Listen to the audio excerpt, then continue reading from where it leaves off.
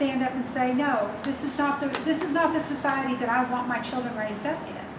I don't want to have to worry that my daughter is going to marry a man that's going to hit her.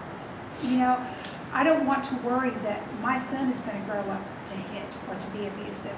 So I think that we need to decide on an action where you think that the students could most be beneficial in starting to fight back against this, so to speak. I don't like to use the word fight, but you know, to start making the changes that are necessary in our society. It's really important that we have large numbers of people put pressure on our community leadership, insisting that this issue be addressed.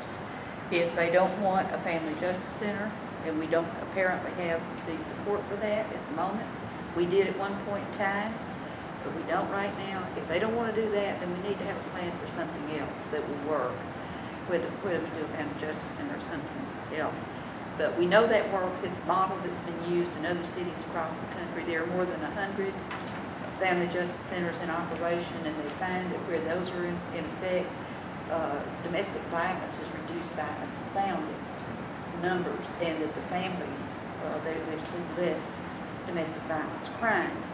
So, you know, when we're looking at gang formation, when we're looking at arson, when we're looking at property crimes, when we're looking at human trafficking, we need to see that this is all, every violent crime is tied to family violence, to violence in the home.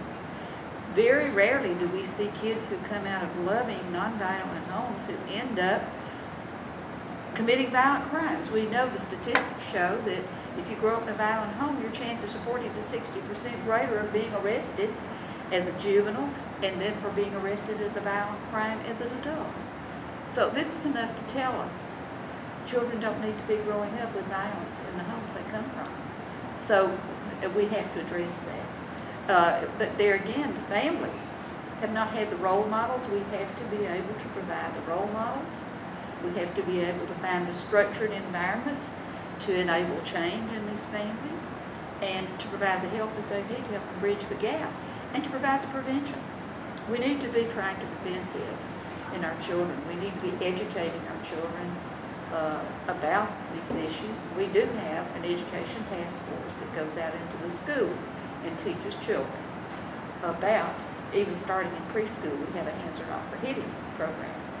But that isn't enough. And when children witness violence, such as seeing their parents murdered, we had a case here in Chattanooga in the last couple of years where 2 small children watched their mother being beaten to death. We don't have therapy for those kids. That's a travesty. In this day and time, us, the most wealthiest nation in the world, we shouldn't be having this happen. So we really need to work on those issues. A starting place is to apply pressure to our leadership and say this is an important issue that needs to be dealt with.